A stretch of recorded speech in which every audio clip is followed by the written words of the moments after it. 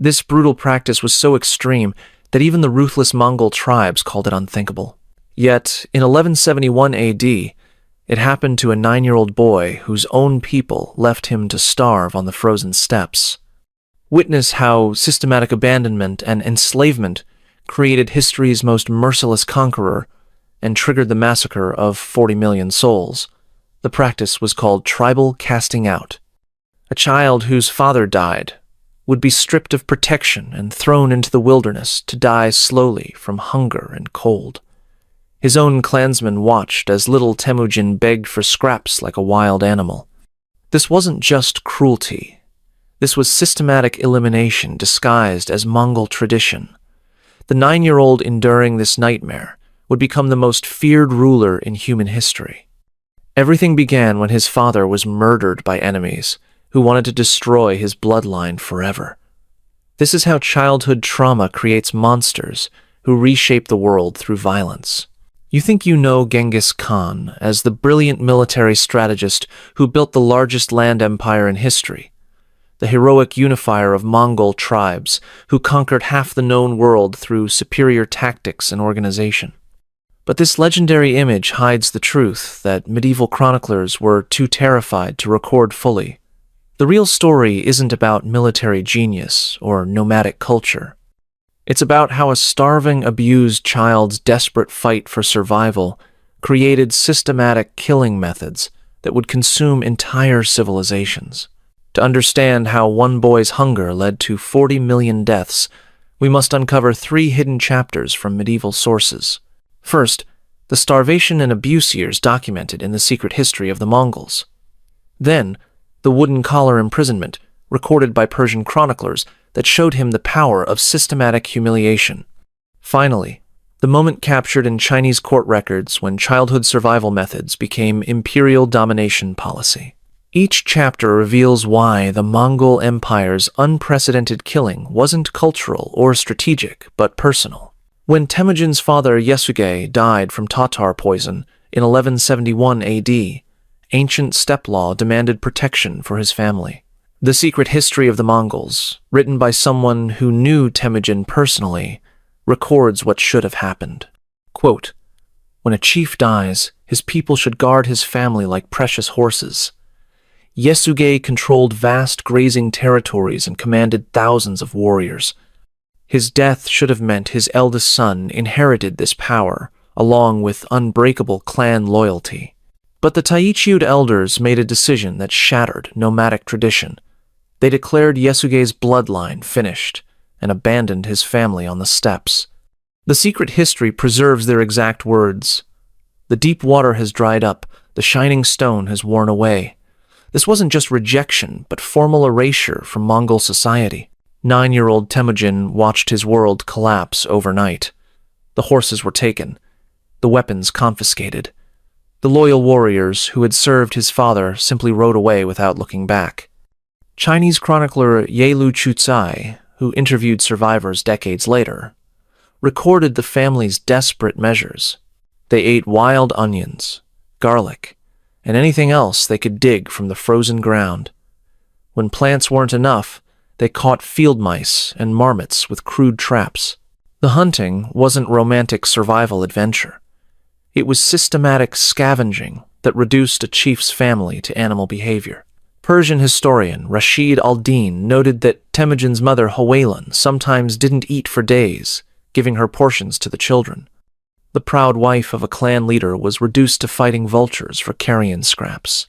But the real transformation began during the first winter. The secret history records a chilling detail most historians ignore. When food became critically scarce, Temujin discovered his half-brother Bektar was hiding portions for himself instead of sharing with the younger children. The confrontation that followed wasn't sibling rivalry, but calculated execution. Temujin and his brother Khasar tracked Bektar to a hillside where he was guarding stolen supplies. They didn't argue or negotiate. They shot him with arrows like he was an animal threatening their survival.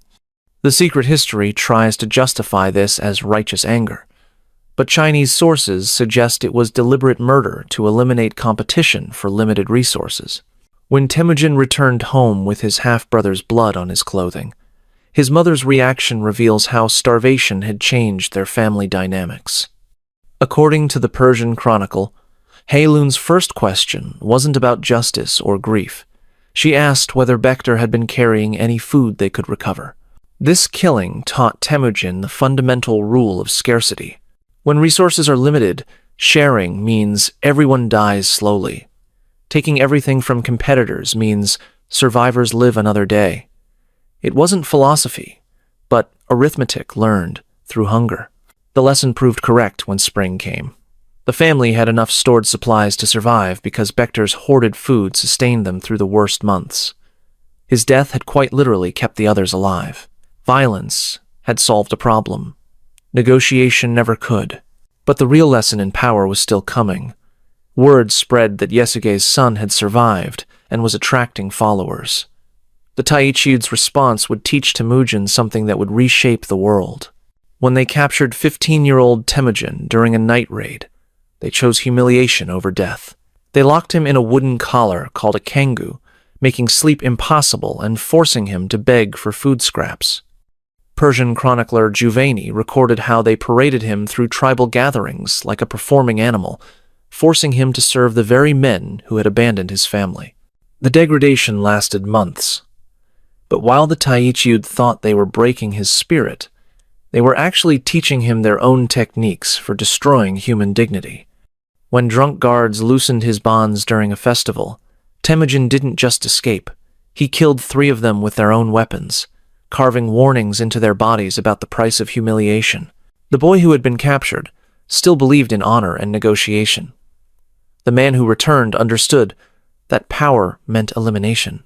What happened next demonstrates how personal survival techniques become systematic policy when abandoned children gain unlimited authority. Temujin was about to test his methods against the entire steppe world. When Temujin reunited with his family after escaping the Taichiud, he began rebuilding power using methods that violated every tradition of Mongol leadership. Instead of seeking marriage alliances with established clans, he recruited from society's outcasts. Criminals, slaves, and survivors of destroyed tribes were offered advancement impossible under normal circumstances. Persian chronicler Juvaini recorded the revolutionary nature of this approach. Quote, "He gathered to himself those whom fortune had cast down and made them commanders over thousands. These weren't traditional warriors fighting for clan honor, but desperate men who owed everything to Temujin's personal favor. The strategy worked because it created absolute loyalty. Unlike nobles who might switch sides for better offers, these followers understood that defeat meant return to their previous outcast status or death. Chinese court observers noted this army's unusual discipline compared to typical nomadic forces. The first test came when the Merkits kidnapped his wife Borte in retaliation for old tribal feuds. Traditional response would involve rescue raids followed by compensation negotiations. But Temujin's approach revealed how abandonment had shaped his concept of proportional response. The rescue operation continued long after Borte was recovered. Chinese chroniclers record systematic hunting of Merkit survivors across hundreds of miles of steppe territory. Captured warriors were executed regardless of surrender. Their families were enslaved and distributed among Temujin's followers. The Merkits ceased to exist as an independent people. This total elimination wasn't military necessity, but practical application of scarcity lessons. Enemies left alive would eventually find opportunities for revenge. Resources taken from them could support his growing army. Complete destruction prevented future problems while providing immediate benefits. By 1206 AD, Temujin had demonstrated this approach against multiple rival clans. When Mongol tribes gathered to elect a great Khan, they were choosing between traditional leadership and systematic elimination of opposition. They chose the abandoned child who had learned that sharing power meant losing it. The coronation speech recorded in the secret history reveals his governing philosophy. Quote, "I will establish order so that those who submit shall enjoy peace and happiness." Chinese sources record a simpler message delivered to defeated rivals: complete submission or total annihilation. There would be no compromise between absolute loyalty and systematic elimination. The Jin dynasty's refusal to acknowledge his authority triggered the first test of these methods against civilized society. The invasion beginning in 1211 AD wasn't conquest, but systematic application of steppe survival techniques to urban populations. The siege of Zhongdu demonstrated new rules of warfare. When the city surrendered after 2 years, the population expected traditional terms allowing continued existence under Mongol authority. Instead, they discovered that surrender only determined the method of elimination, not whether it occurred. Persian merchant Ibn al-Athir recorded the systematic nature of the killing. Quote, "It was as though they sought to leave not one soul alive to carry word of what had happened." The slaughter continued for days after military resistance ended, with careful attention given to eliminating anyone capable of organizing future rebellion. But the ultimate demonstration came during the war against the Khwarezmian Empire, triggered when Shah Muhammad had Mongol envoys killed in 1218 AD. Genghis Khan's response would prove that childhood survival methods had become imperial policy for dealing with resistance. The destruction of Nishapur in 1221 AD represents the complete application of elimination techniques learned during starvation and imprisonment. Persian chronicler Juvaini, who visited the ruins, recorded unprecedented, systematic killing. Quote, "Not one person was spared, neither woman nor man, neither young nor old." Chinese court records provide specific numbers. Over 1.7 million people eliminated in a single campaign.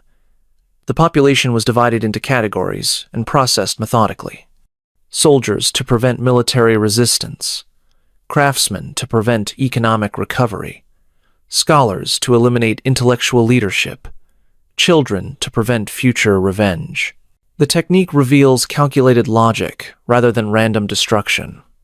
Every survivor represented potential future resistance requiring permanent solution. The starving child who had eliminated his half-brother over food supplies was applying identical reasoning to entire urban populations. The destruction of Urgench pushed this approach to its ultimate conclusion. When the city surrendered immediately to avoid Nishapur's fate, residents expected mercy for their submission. Instead, they learned that Genghis Khan's concept of victory required elimination rather than incorporation of defeated peoples. The systematic depopulation lasted weeks, with Mongol administrators keeping detailed records of progress through different districts. The irrigation canals supporting agriculture were destroyed to prevent resettlement. The city itself was leveled to remove any focal point for potential rebellion. Contemporary Arab chronicler Ibn al-Athir captured the unprecedented nature of these campaigns.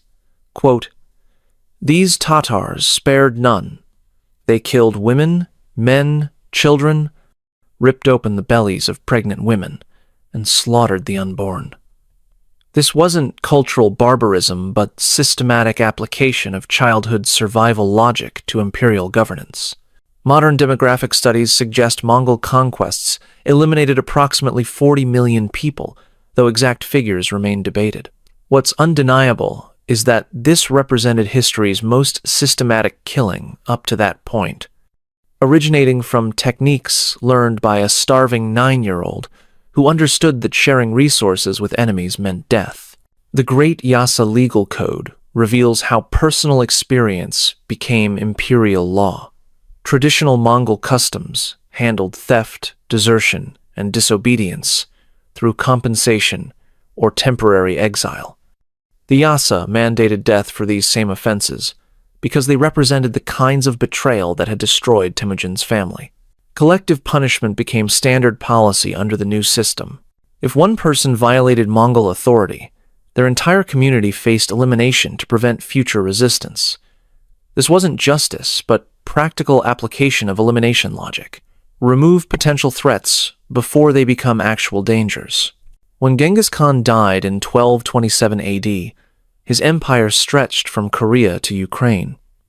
But the lasting impact wasn't territorial expansion. It was demonstration that systematic killing could achieve permanent conquest more efficiently than traditional occupation methods.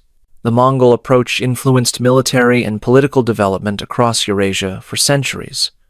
Russian princes, Persian shahs, and Chinese emperors all adopted elimination techniques originally developed by an abandoned child who learned that enemies must be erased rather than defeated. Archaeological evidence from destroyed cities confirms the systematic nature of Mongol killing. Excavations at Nishapur, Urgench, and Kiev show evidence of deliberate depopulation followed by urban destruction designed to prevent resettlement. These weren't accidental consequences of warfare, but calculated policies for permanent elimination of resistance. His story demonstrates how societies that abandon vulnerable children create conditions for their own destruction.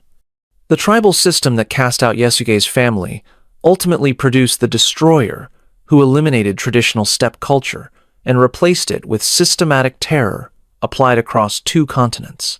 Today, Genghis Khan is remembered as Mongolia's greatest historical figure, celebrated for unifying the tribes and building a world empire. But the starving 9-year-old who learned that survival required eliminating anyone who threatened his security would recognize the fear that still underlies political authority across the territories his methods once conquered.